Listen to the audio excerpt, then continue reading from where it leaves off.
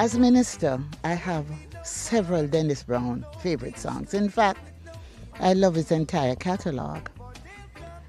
But more than any of the songs, what I find is this message: love and hate can never be friends. And that's my mantra. Thanks to Dennis Brown. My favorite Dennis Brown has to be Love and Hate Can Never Be Friends. Oh no. And like minister, it is simply because of the message, the message that it's about love, it's about unity, it's about our humanity. And the truth is we don't have any place for hate. And that's even more important as we go through the global pandemic of COVID, because too many people, again, it is depressing. And it is our music, it is through our creativity, it's through our creative force. And remembering persons like Dennis Brown that we can infuse that hope into the nation and into people's lives. And with hope, the message is love.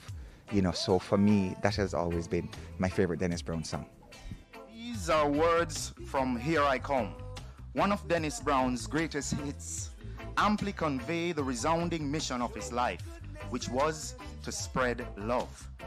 Dennis Emmanuel Brown was born on this day, February 1, 1957 in Kingston. You are chosen. Baby, I call you are chosen.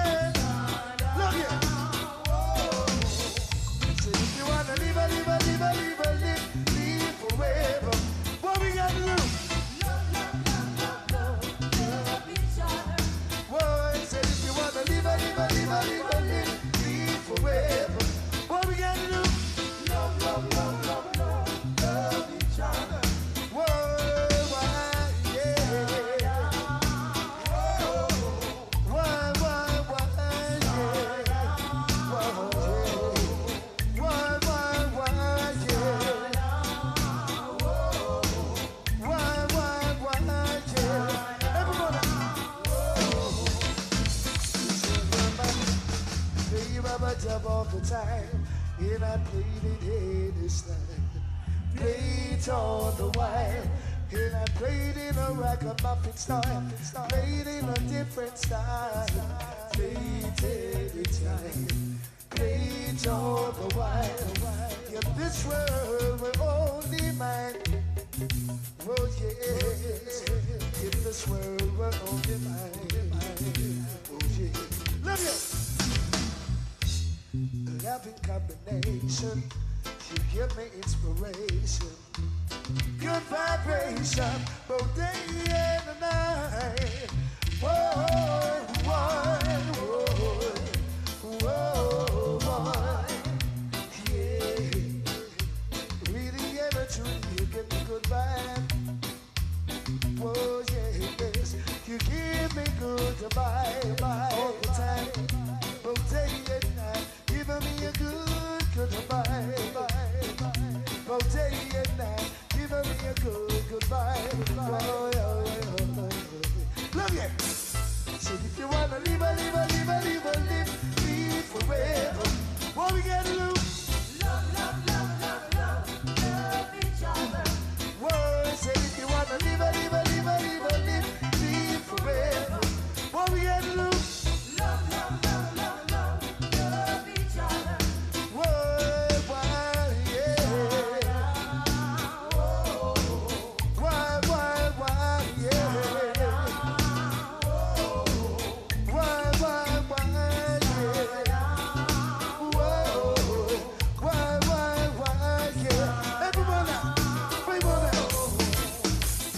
Fittingly today, the first day of Reggae Month and the 62nd anniversary of Brown's birth, we pause to remember the gratitude, the life and impact of this great stalwart and the growth and acceptance of reggae music, as well as our rich Jamaican culture. Are you ready to go home? Everybody.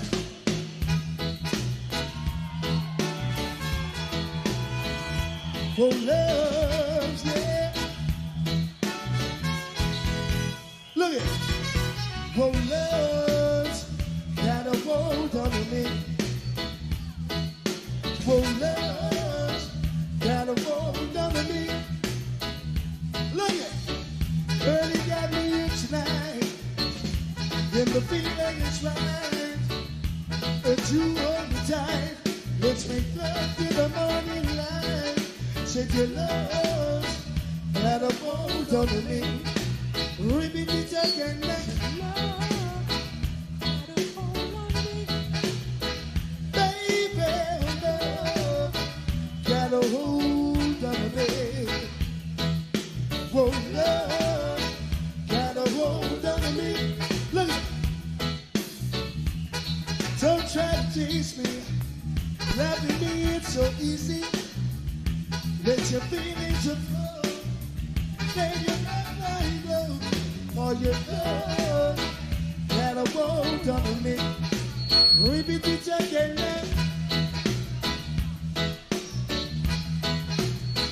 Baby, got a hold on me. Whoa, love got a hold on me. Deservedly, the king of reggae himself, Bob Marley, declared Brown his favorite singer and successor and dubbed him the Crown Prince of Reggae. Dennis was undoubtedly an ardent musician, but more critically, he made historic contributions to the national landscape by infusing a cultural consciousness into popular reggae. His 33-year career produced over 75 albums and hundreds of songs. In alignment with the lyrics of No Man is an Island, Brown collaborated with a number of entertainers including Gregory Isaacs, DJ Trinity, Harry Sandy, Mutabaruka, Beres Hammond, as well as Beanie Man and Tristan Palmer for the 1995 hit compilation 3 Against War. So dedicated was he that his exact number of releases is uncertain. In fact, when asked in an interview how many songs and albums he created, Dennis did not give a count. Rather, he responded, "We don't look upon it that way there. We just make music." Greetings, in the name of the Most High, Jah Rastafari. Word that, oh, I just wait for a stroke. But when I returned, I saw this note underneath my door stating, you never ever see me again, like the others must stand. You never ever see me again, my friend. I'll be taking this train, I'll be taking the westbound train. I'll be going to a place where there is happiness. So I'll be taking this train, I'll be taking the westbound train. I'll be going to a place where there is happiness. No, you never ever see me. Ooh. Whoa, cherry baby. Ooh, ooh, ooh. You will fight to get Dennis here. Me and Miss Grange to Lincoln by petaching in the government to get a state funeral. Them soon get a state. I remember even one time in a Jamaica house, when Miss Grange and Mr. Lincoln get off. I get up and say, easy, you know, remember I want to call. A D Brown come about. And I come down see Miss Grange will have my say, Lego, I said, no, fight with Dennis thing. And Mr. Pattison and Mr. Siaga, they came to one accord at that time, and they make Dennis there, so the 5 feet. See? I'm Rosemary, and I'm family friend. I know Dennis from he was a little boy. My name is Mary Brown, and I'm Dennis's sister. Melody Royal, his aunt. Prince Royal, I'm his cousin. Corey Daly, cousin. Michelle Brown, his sister. On behalf of his wife and kids, his 5 kids and the grandchildren, all the way in London, I must say that we do appreciate the gesture annually, and it is a pleasure to be here. It's sad, but we are grateful.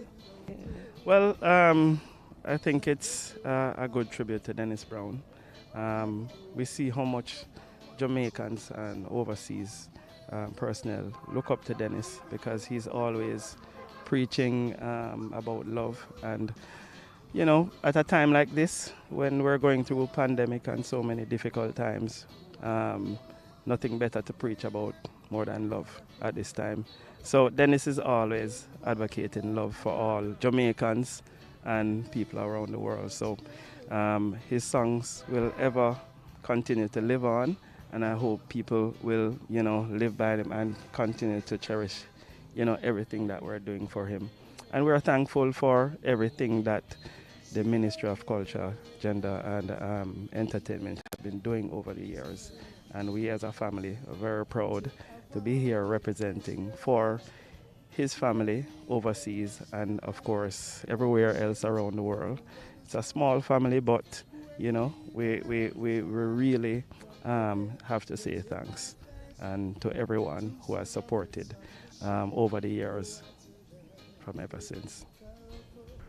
A brother and a friend of Dennis from a child growing, you know. Never leave him, never leave me. Friend for life, as he sings. This now, to me, memories don't leave like people do. Either good or bad, you know. And Dennis is a treasure to me, you know. And to what I see and observe through his life, through his passing, the last moment, the last few words out of his mouth, speaking to the Almighty, you know, asking for forgiveness, you know, to go forward. And within that moment, when he was speaking even to the Almighty, he got an answer from the Almighty. And I was there in front of him, seeing these things, I know, knowing that the Almighty say, those he love, he chastise, you know. And then his last few words was, Father, take time and beat me. Father, take time and beat me. Jah, take time and beat me 3 times.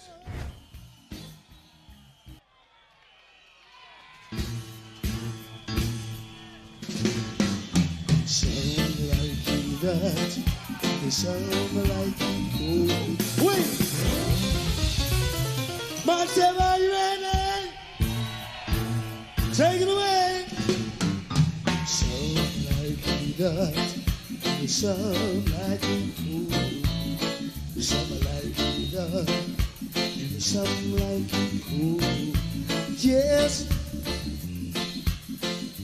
Peace over strangely, yeah, only the earth, yes, remaining, yeah, yes, it was in the beginning, ooh, yes, maybe I'm wrong, or maybe I'm right.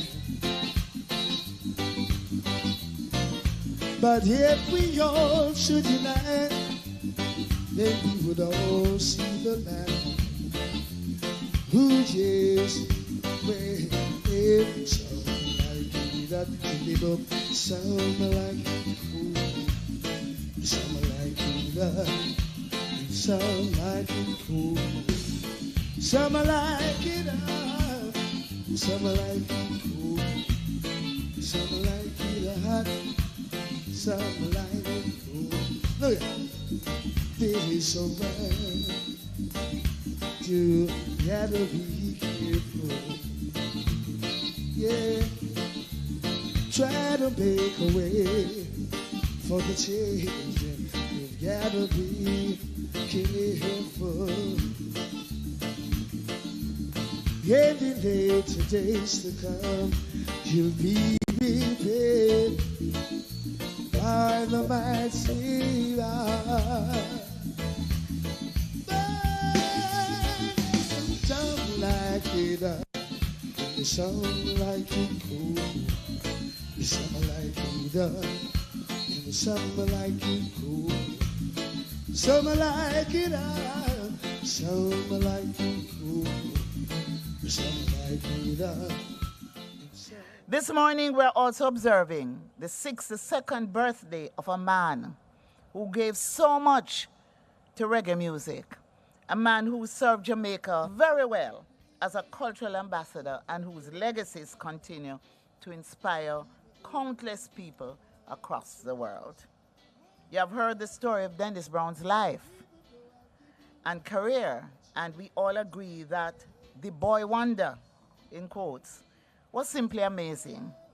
So powerful was Dennis Brown's work that National Public Radio's Morning Edition voted him among the 50 great voices in 2010, joining the ranks of people like Nat King Cole, Ella Fitzgerald, Mahalia Jackson, Jackie Wilson, and others. He had such a beautiful voice.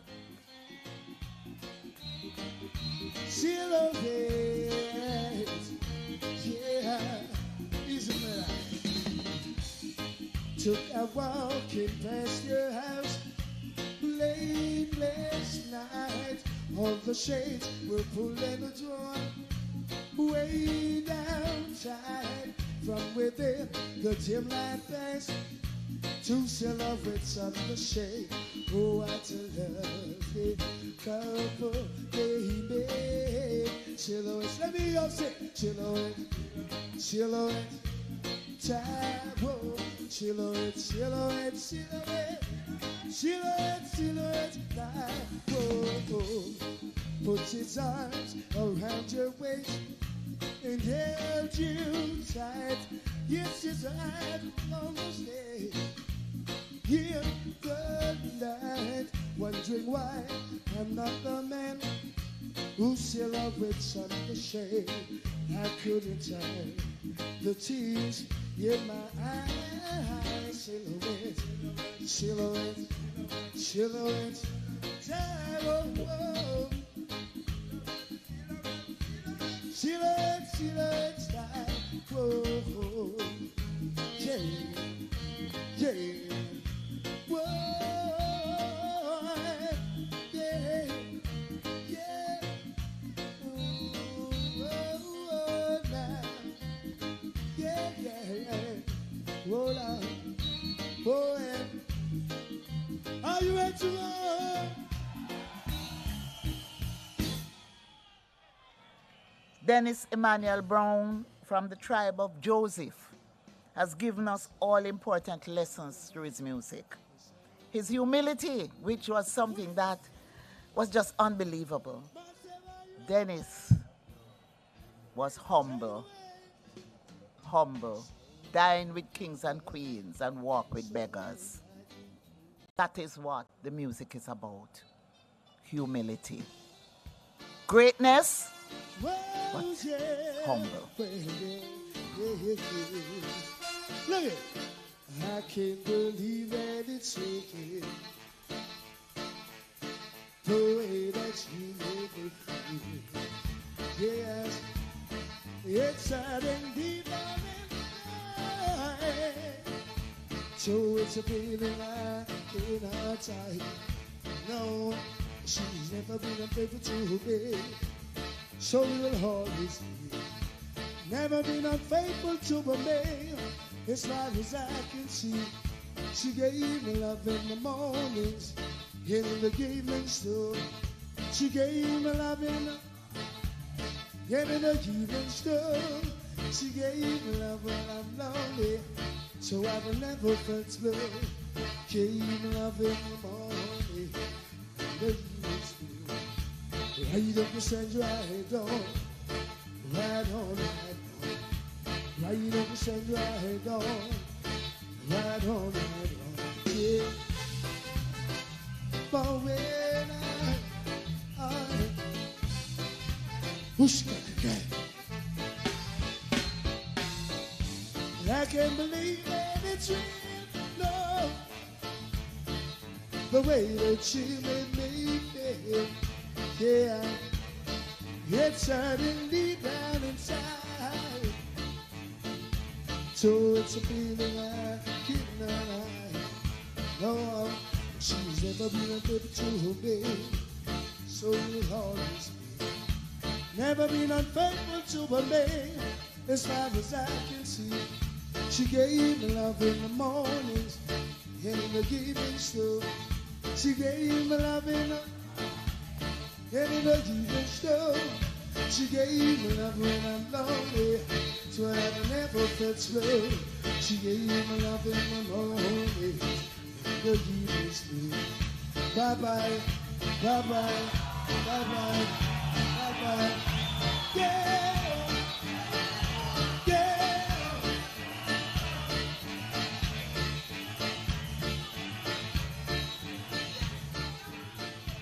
Brown was an unmatched cultural ambassador who was responsible for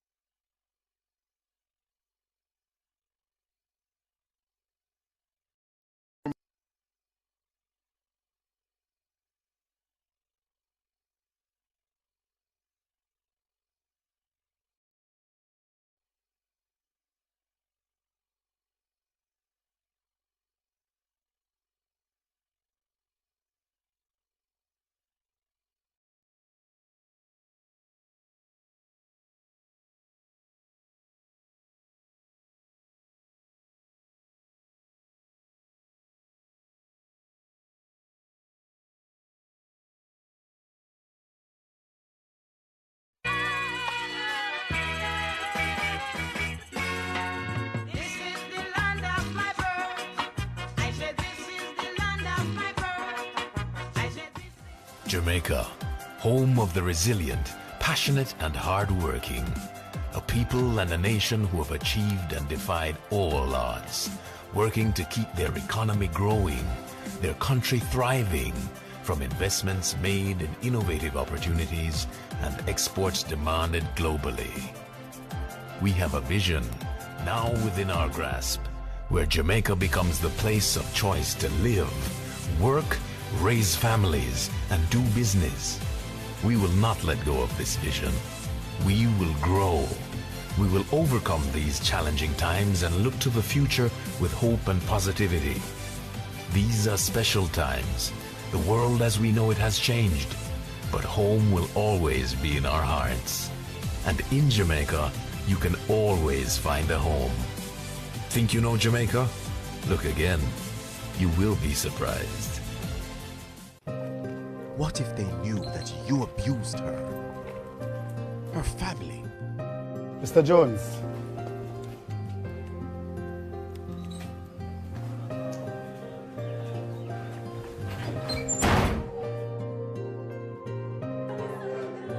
And your colleagues, how will they look at an abuser?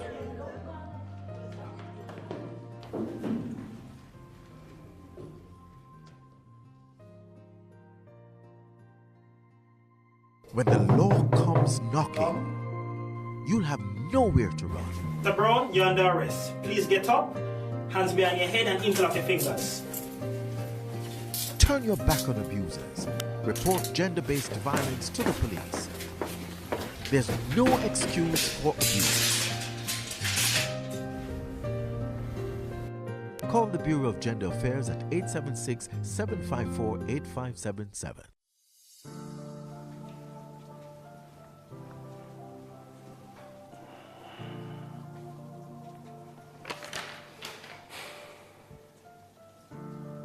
Brutality isn't a legality. There's no rationality as to why this abnormality should become a mentality. A mentality which kills and tortures. Are you really telling me you're afraid to speak up because you might be called an informer? Let us break the barrier of brutality and enforce it with alacrity. If you know someone who has been victimized, I charge you to I, interrupt their situations before their O. Oppressor continues to L, lurk in their lives. Let us E, extend our hands to our brothers and sisters who are being victimized, and N, never see violent acts and ignore them. Let us see, come together and be the example, so we may end a barrier on brutality.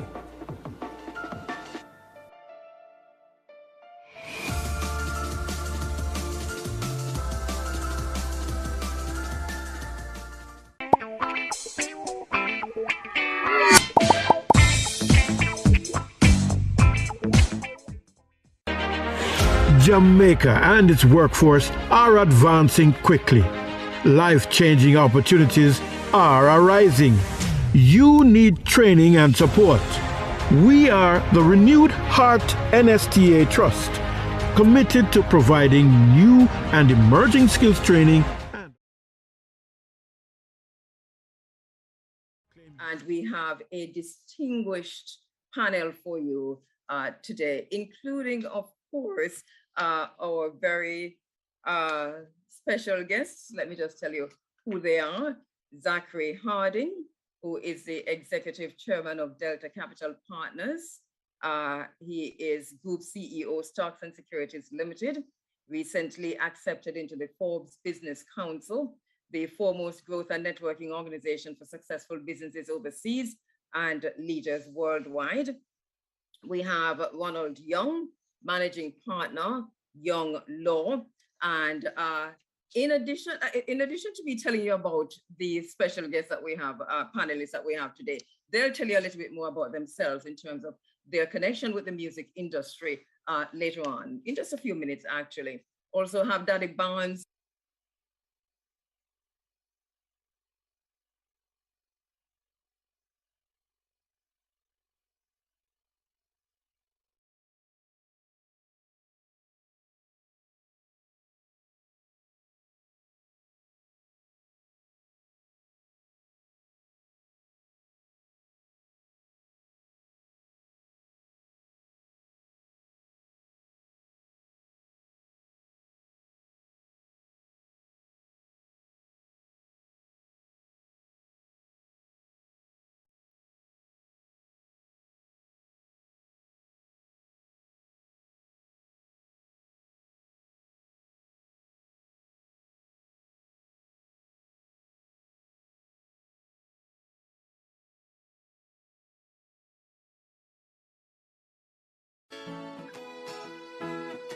Crime is Jamaica's #1 threat. As we stay apart while working together to fight COVID-19, we must all live good and unite against crime and violence in Jamaica. Live good means talk it out, don't fight it out. We must live good to build a safe Jamaica. Stay home, stay safe, live good.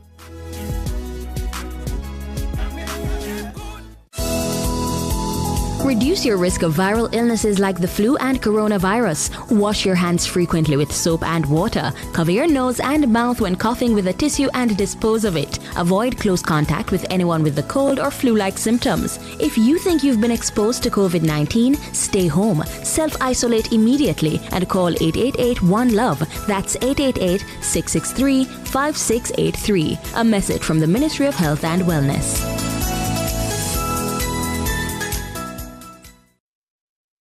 We work to make communities safer by essentially looking at the structures in the community that contribute greatest to social capital building. Try to reinforce, build, and establish those structures in a way that the community can sustain their own safety and own their own peace. When we say, for instance, we're doing a zinc fence removal program, what we're really doing is improving the line of sight. If you're on the street and you can see better what is behind the fences, then as you walk along the street or children play on etc., you're able to contribute to crime prevention. We believe in terms of our mandate and our responsibility that by making communities safer, we can make Jamaica safer.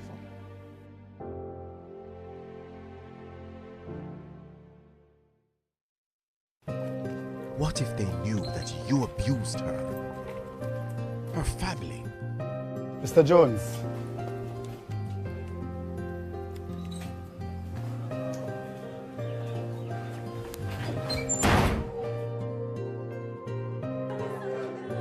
And your colleagues, how will they look at an abuser?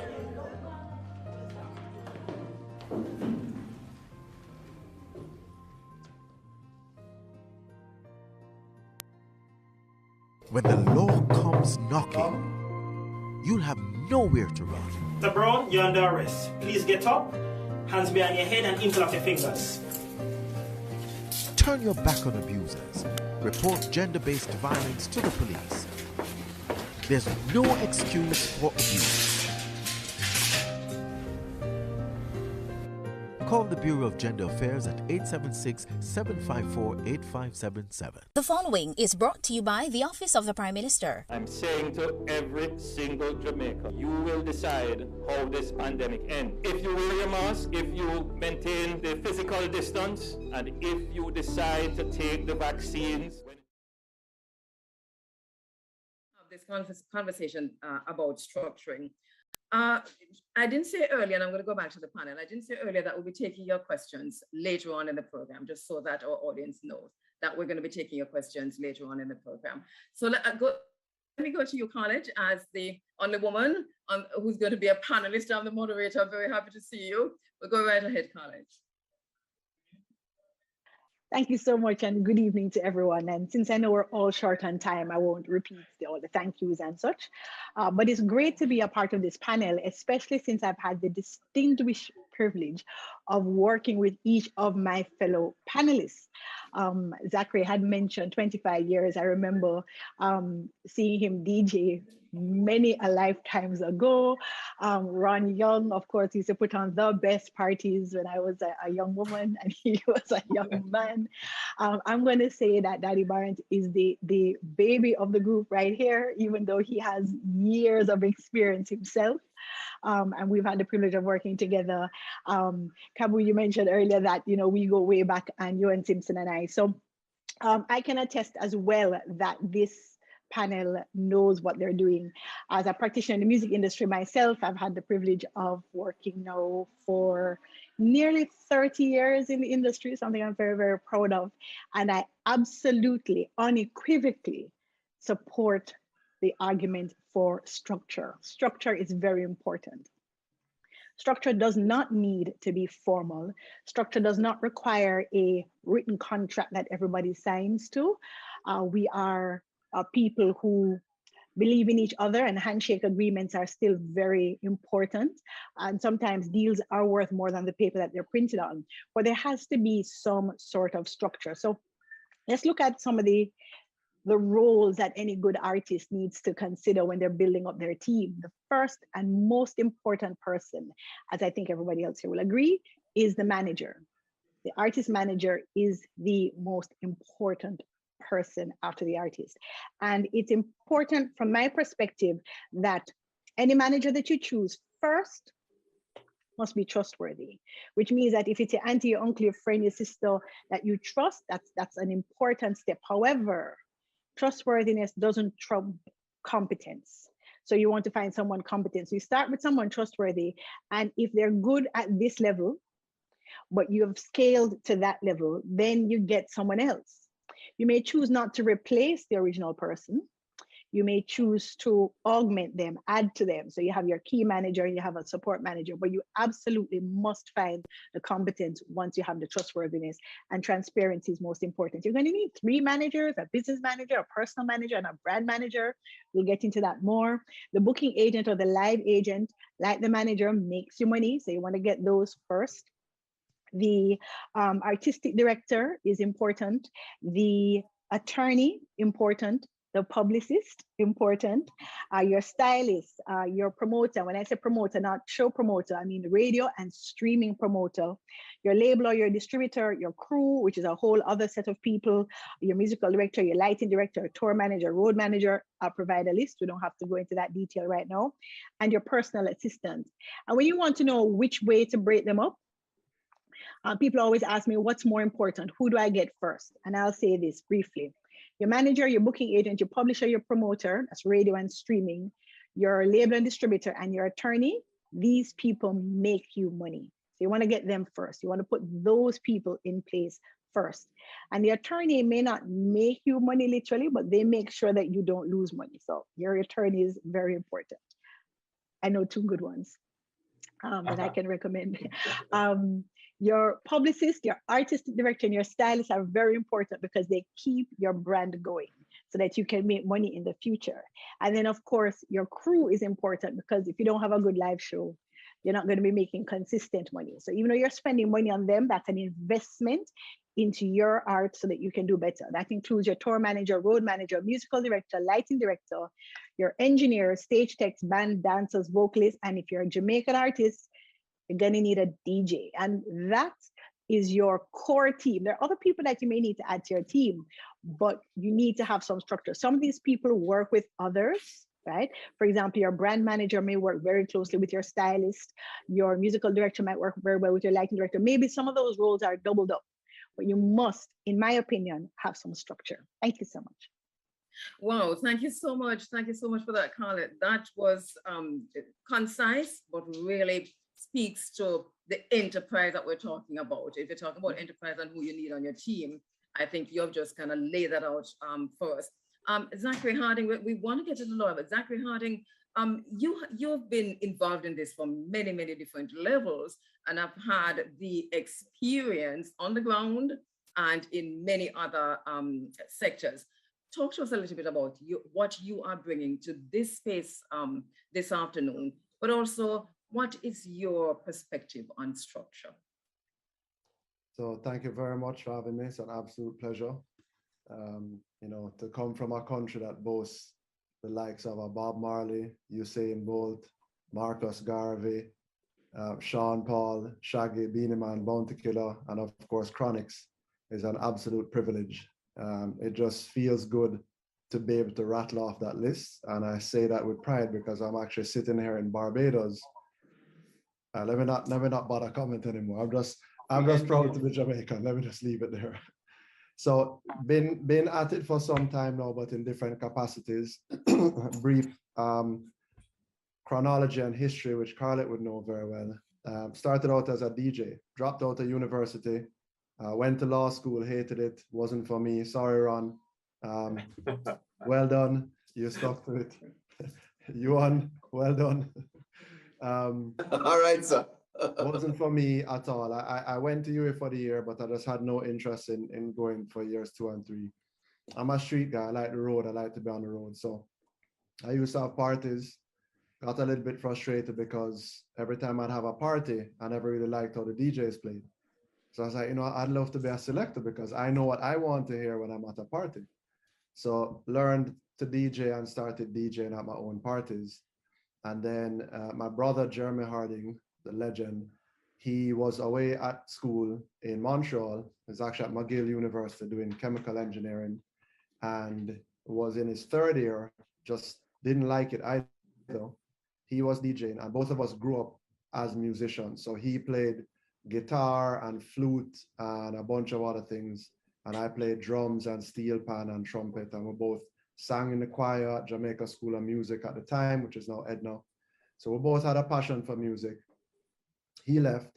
He went to recording school, music production school, Trebas School of Recording Arts, and finished music production and then was DJing in Montreal and Toronto, wanted to come back to Jamaica.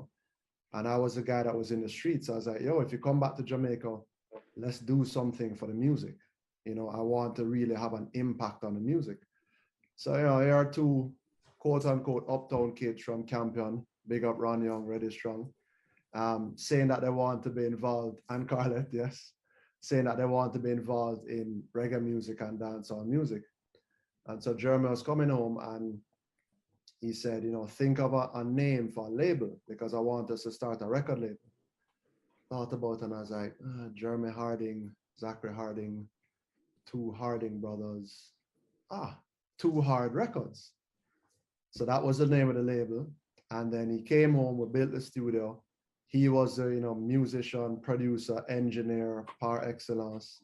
And I was a street guy that was playing my sound and cutting dub plates and knew all of the artists and was going to every dance.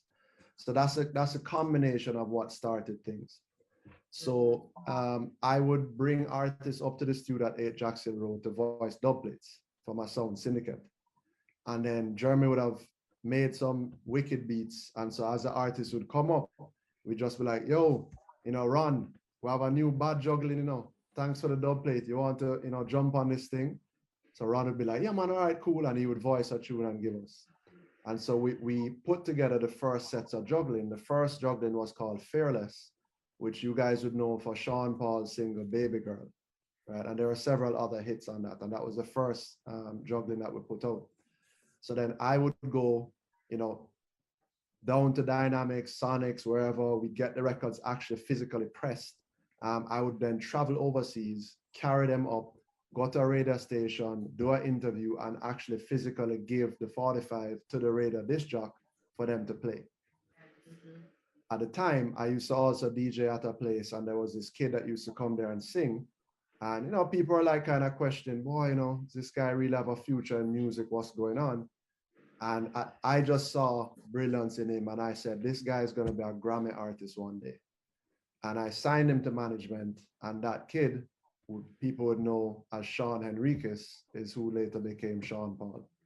We're gonna leave that there for the minute, Zachary, because there is a whole lot that you're bringing to the table. And I remember that I was broadcasting from Italy when Ron Mushed called me to say, today, because I'm doing the Entertainment Buzz live from Italy with him, he was in the studio here in Jamaica, and he said, so this is a run order for tonight. We're going to have a youth called Sean Paul. And I said, Sean Paul? I don't know that name. And he said, trust me, man, trust me. You were bad. And so that just to connect back to what you're saying, that, I remember interviewing him. I was actually in Italy interviewing him here in the studio. So you really bring a whole lot to the table, Zachary, and not just in the business itself of managing and signing and so on, but you also have knowledge of the global financial markets, and we'll talk about that as we go on. Daddy Barnes, we heard you're the baby of the group. But tell us a little bit about what you're bringing to the. It's not my words. I think it's Scarlett's words. Blame her. Tell us a little bit about what your own experience and what you bring to the table. Yeah, thanks again. Thanks for having me. It's a pleasure just being on this panel, with my fellow team members. My Daddy Barnes, Brendan Sharp, aka Daddy Barnes, in the music industry and the entertainment world. Been around for the past 10 years professionally, working with Chronix, as in many roles. Started out, I would say, as production manager, doing everything that needs to be done there. Scarlett knows, Zachary knows. Just starting out in that role till elevating, learning, gaining the knowledge, eventually studying as well, just so that we could, scale together, without having him scale and the managers there waiting for opportunities. But yeah, so I've been around 10 years playing those roles, in those roles with the team. But one thing I heard Scarlett spoke on was the roles, and I wanted to start from there, because I've been around and I've seen like our team change roles from publicists, legal advisors, accountants, other production assistants, and also tour managers, because Chronix was a heavy touring artist for the past 10 years. He's entered into a new decade now, so that his position is actually changing. So I just finished restructuring our team. So I'd like to even shed some light on that as well. So when having Chronix, I see him as a producer over an artist. So having a producer who creates music and performs it as well is an all-rounded creative. So having him right now, just like a new production manager, the closest person to him is his legal advisor as well as lawyers. And not just one lawyer, but as you know, you have the music and also for his personal, investments outside as well. So just having those persons on a day-to-day basis where we can have meetings just to advise him, also myself, on certain matters. I've been spending a lot of time on clearing contracts, and these are contracts for licensing opportunities. Since he's a composer, writer as well. He owns the masters, or partial master owner. So therefore, the opportunities that come for publishing, you know what I mean? I just recently did one with Vanguard Insurance, and that's in Los Angeles. So just looking on those opportunities, working with him, the roles do play an important part, and just structuring those roles to have the— Thank you. And that experience, I think, Daddy Barnes, is what we're looking in a serious way forward to bring to this conversation today. Yes. As we continue into the other segments of the program. Everybody, for the most part, reference lawyer and the legal aspects of things. And that's why I left the lawyer for the last, because, you know. Don't worry, we're always forgotten. Until something goes wrong. Yeah, we're always forgotten until something goes wrong. Well, not in my case. I'd rather you be the first person to hear it. Well, there you go. Well, my Thank you, Daddy apologies, Ronald. Yes, yes, go ahead, Ronald. Yes, thank you very much. It is an honor and a pleasure to be here on this distinguished panel of persons who I personally know and greatly respect. I just want to say to Zachary that if I actually did jump on any too hard rhythm back in the day, they would not be the success that they are today. I guarantee. The second thing I wanted to say is that it is great to be celebrating the legacy of the great Bob Marley. It's an honor to be here.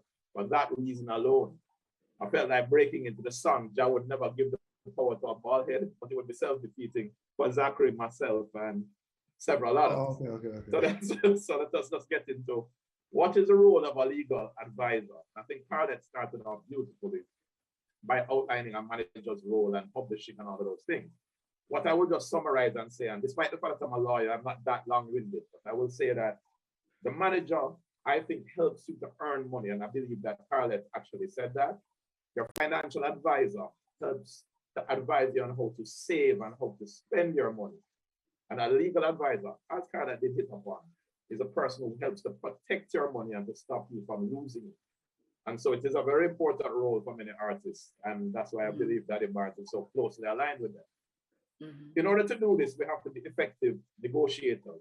It's not always about taking a hardline approach. I found that oftentimes when I'm dealing, particularly with international attorneys, they believe that the one line they have to take is hard line, and it often doesn't get them as far as they want it to. Sometimes it's just knowing when to be tough and when to be accommodating to get the best deal for your client. We have to understand the structure of the music industry deals and how income streams work. There was a time when artists could rely solely on, for example, record sales and touring, and that happened for years. But with the exponential drop in, for example, record, the advent of Napster, who was allowing free downloads and those things, labels found that they had to find new ways to get more from artists, more income streams. And artists have had to learn to diversify. And this is why, and I think we'll talk about it later, labels came up with a 360 deal as a result. But the internet, I think, also brings a lot of benefits to the music industry. It allows you, artists, to distribute their music more widely without having to go through a label. It allows you to be more independent. It allows you to earn income from your social media following and to reach your followers that way. And then we get into new digital technologies like NFTs, which I believe, I'm sure, we'll also speak about. And then the other thing that lawyers have to do is to go after persons who may be using your work without your permission. Whether it is sampling your music without asking you, using your image to sell t-shirts and you haven't given them the right to use that image. Again, these are all things that help to protect your money. So attorneys have to keep up with the changing landscape. And it's an ever-changing landscape, especially with digital technologies. And always be ready to advise the clients and to protect their interests, whether it be in contracts and negotiations, and in their day-to-day business. I would start by saying that. All right. Thank you so much, Ronald. So this is really a complex, and I think for the new artists coming in and listening this evening, it might seem a bit daunting for that artist. And I know that Carlet is someone who can break it down. I listened to you just now, and I heard you just kind of reel off exactly what you need in a minute or so, and in a very simple way, so that younger artists can understand what's required of them. But one of the things I want to underscore, and for you to help us to understand, when we talk about structure within I suppose some two angles, right? So structure within the music industry. Can we talk about structure within the industry itself as opposed to structure, the individual structure? And I go with you, Carlos, and then I ask everybody to just join in and give your views on this, because I want to lay that groundwork. What is structure? What are we talking about? What do we expect? What does it look like? So when I told my parents that I was getting into the music industry, my mother, who today is her birthday as well, cried. Happy birthday, Mom. Yes. She felt then, 30 years ago, that the music industry in Jamaica had no structure. And it's unfortunate that I'm going to say this on this panel today, with all due respect to all my colleagues that have worked so hard. But in 2022, the Jamaican music industry still lacks structure. We need to work together instead of in our separate silos. I mean, there is collaboration, of course, you know, the artists talk and people talk and such, but really and truly we're operating as if we're all in little silos trying to do our best without the support of a true structured industry with good government policies to support us and private sector capital, which I guess Zachary can talk to fund us. So we are doing it on our own, and we've done well, but we could be doing so much better if we had institutional level structure. So when you ask me that question, I don't want to be Debbie Downer, but that's how I feel. So let me move on from that, and hopefully the newest member of the panel, as in the person who's bringing the freshest energy, and my other colleagues will have better news than I have. Zachary, any response to that, your own perspectives of the Jamaican music industry, and responding to what Khaled just pointed out, that and she's at pains to say it. I can see you didn't really want to go there, Khaled, but here we are. Yeah. I like thinking happy thoughts, and that's not a happy one, eh? All right, so for the sake of being controversial, which I have no problem with doing it, and for the sake of just having a robust discussion, I am going to posit that structure is not as important as you might think. The reason why I say that is because when you look at a lot of the artists that have made it, for the most part, other than one or few, they're inner city artists who are just talented, who had a passion and a dream and a goal, and who had a voice and they wanted to express what was inside them. And they delivered quality content from the heart. People gravitated towards that, and they grew from there because there was a demand for this energy that people wanted. The structure kind of fell into place-ish after, when one or two family members said, yo, like, I need to run in on this because this man going to bust and make some money. And then he kind of got a little bit of quote unquote structure, forming around it. So I would, there's two sides. I'd say in one way, you don't need structure because sometimes structure kills the creativity. Right? I need structure. And that is industry-wise, national-wise, nation-wise, you're talking, as opposed to the individual? No, well, I'm talking, at this point, I'm talking about the individual artists, right? Okay. Yes, you do need structure nation-wise. Again, for the sake of being controversial, big up Babsy, I love you, but I can't really point to anything that any successive government or administration has done to really push and promote dancehall and reggae music. They've been left at sea to forage on their own, and they've done it on their own without the help and support of government. And government uses reggae and uses dancehall when it suits them, and when it doesn't suit them, they blame reggae and they blame dancehall for everything else. How can, I think I see everybody nodding, and so we're all in agreement on that, so we don't have to go around the table on it. But how then can we, how then does the artist become structured within, for as a recipe for success within that chaos? Because obviously it would appear as if the kind of national support that you would need would not necessarily be there. And I know that I'm asking a question that has many, many answers. I'm going to start with forward on that. But how does the artist become successful in that chaotic situation where there's not necessarily the state support? Was that directed at me? Yes. Okay, so let me just back up by saying that I was listening to Carlette and she's correct. Exactly.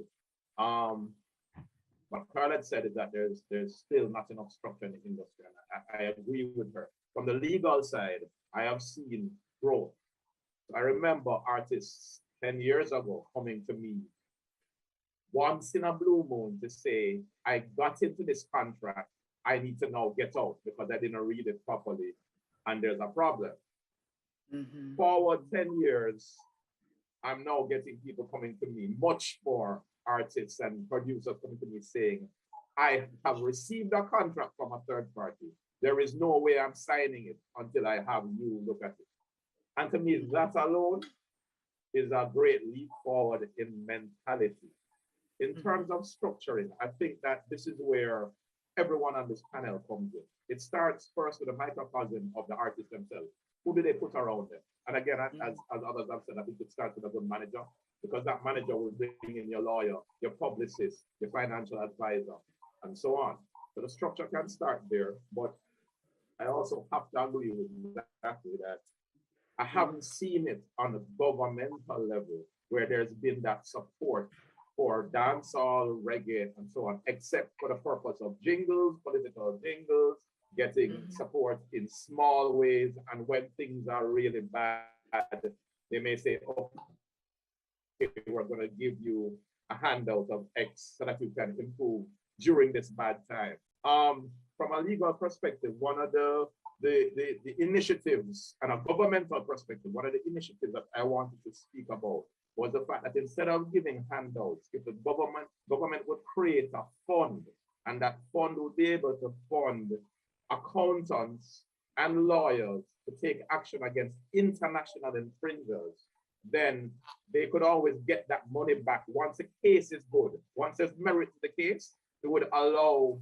those artists, those producers to be funded by the government to be able to pay international lawyers, local lawyers, international accountants, to be able to audit record labels and take action against them, because we're getting a lot of infringements overseas. And the biggest barrier that I have seen is that these artists and writers don't have the money to hire big time international lawyers. So if the government would pay the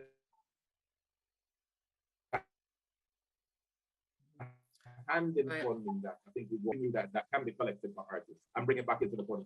But there does need to be more structure, and we have to discuss the different ways to do it. Zachary, you just did a thumbs up there to that. You're in total agreement with that. Yeah, total agreement. I mean, government's role should not be to monitor creative content, right? If they're going to facilitate, they can help with playing a role in their lane, which, as Ron said, is, maybe put together a fund. It doesn't have to be a crazy amount of money. You could have a relatively small fund and just making up a number with a team of 5 experts. And those experts could then guide and maybe even have other apprentices, if you will, younger lawyers, younger accountants, etc., coming up, that they could instruct them and they could play a role to support artists in protecting their intellectual property rights overseas. One of the things that I always look at, one of the things that I always look at it, and I know this is like a whole other debate and we're not going to go down there, but why is it that a James Bond movie will come to Jamaica, be filmed in Jamaica, be supported by government, show shooting and killing and violence, and it plays in the cinema, and members of parliament and ministers go and watch it and enjoy it, and it's content, it's entertainment, but a man sing a one Clash song that sound like a little, gunman shift, and all of a problem, it's like all of a sudden it's like a major problem, and dancehall is the the source of crime in the country. Those are things we really have to look at. I think that's a brilliant point that you have made, and Danny Barnes, you just agreed with that. I want you to respond to that, but also to respond to talk a little bit about Yes. Your own experience in terms of the artist understanding the process, understanding the need for legal services, understanding the need to understand the principles governing and regulating the industry, and how you managed that as a team. But first of all,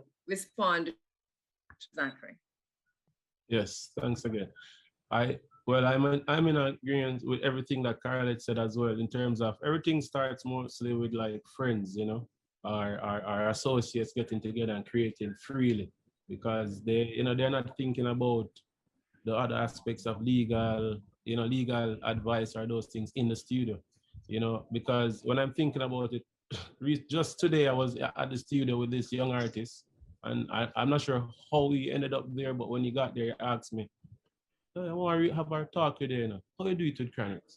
And that was the first question. I was like shocked, because everybody look at this young artist as, oh, maybe he's an influence to maybe, I'm not sure, but he's very influential to the younger kids now, because he's very young. So when I heard the question, I told him, you need to structure your thing, because look around you, all I see is just virgins, but who are here actually have the first or slightest knowledge of assisting you to get a good lawyer, a good accountant to help you with your finances, so that everything is not just dumb money and cash and putting it wherever they put it, But it's just for them to find the right channels early, because I was advised from early that you eye them cross the T-bonds, or you're bridging this, Don't just go into this thing with friend and say, you know what I mean? So I was always on the verge of getting things in black and white from early, how we'll work, how we'll share whatever, expenses, who pays what. First of all, as a manager, I need to have that clear with the artist, because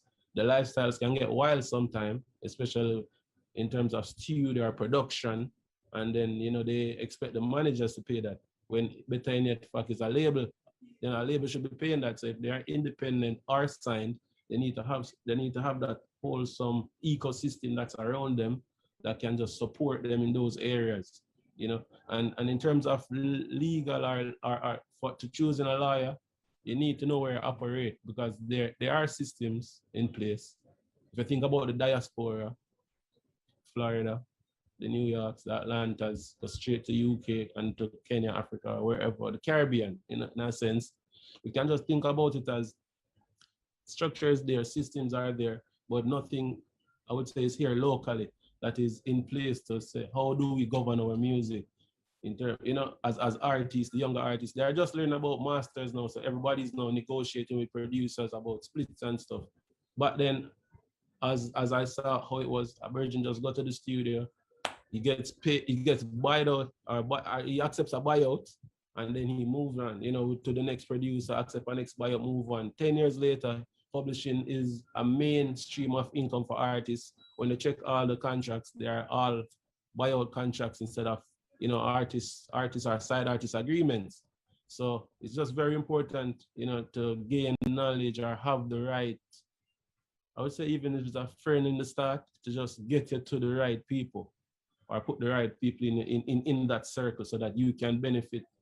For one, not paying the lawyer to clear some infringement, but to just to get him on a retainer to protect your best interests. If I may just jump in to say something, hats off to someone like Ewan Simpson, who has very competently spearheaded, for example, Jerry. Hats on in this case. Yeah, or hats on, as the case may be. But one of the other issues, just to follow on from what Daddy Man was saying, is that there hasn't been that much unity in terms of creating effective lobbying organizations and reggae-based organizations in Jamaica. There have been so many that have started and either disappeared or whittled down to nothing, or effectively do very little.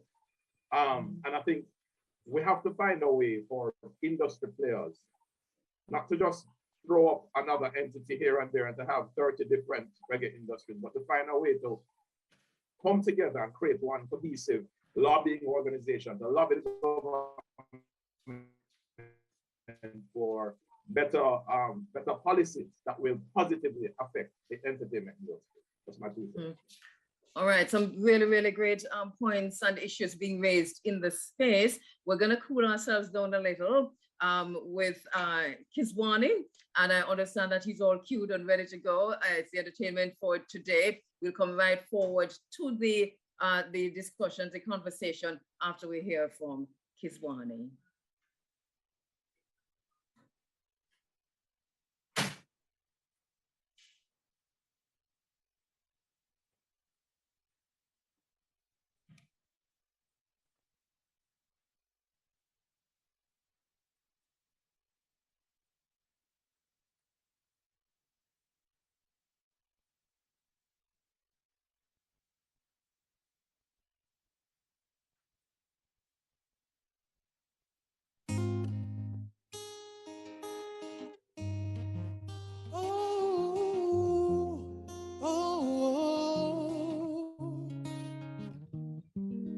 Baby, you got my heart in pieces, and I know it's hard for you to trust someone you barely know. Baby, you gotta open up to me. Let me prove to you that I'm the one you're truly looking for. Every morning I wake up with a smile upon my face. Oh, looking at you, I know it's crazy, but in my eyes, girl, you amaze me. Your attributes and those thighs got me singing, oh my. So should I stay or should I go? Baby, please tell me, cause I don't know, baby. You got my heart in pieces, and I know it's hard for you to trust someone you barely know, baby. You gotta open up to me. Let me prove to you that I'm the one you're truly looking for. Now when I see your face, I see all the hurt and the pain down deep inside. If it wasn't insecurities, I see them all, and I wonder why I tried to hide. You are beautiful and you need to know that everything's alright. You're my baby, one and only. Oh, oh, oh, baby, you got my heart in pieces, and I know it's hard for you to trust someone you barely know, baby. You gotta open up to me. Let me prove to you that I'm the one you're truly looking for. Oh, oh, oh, oh, oh. Open your eyes. Why don't you realize that I may be the one that you need? Baby, please look to the light and the answer you find, baby. You got my heart in pieces, and I know it's hard for you to trust someone you barely know, baby. You gotta open up to me. Let me prove to you that I'm the one you're truly looking for, baby. Oh, hey, oh, oh, oh, oh, baby, please.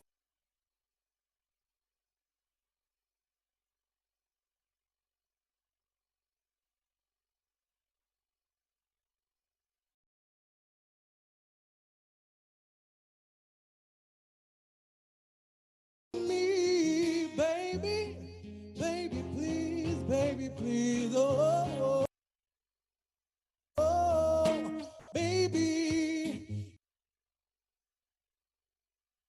you got my heart in pieces,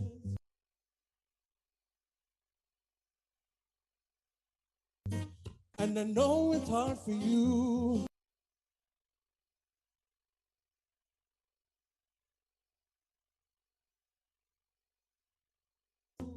to trust someone you barely know, baby. You gotta open up to me. Let me prove to you that I'm the one you're truly looking for. Baby, you got my heart in pieces. And I know it's hard for you.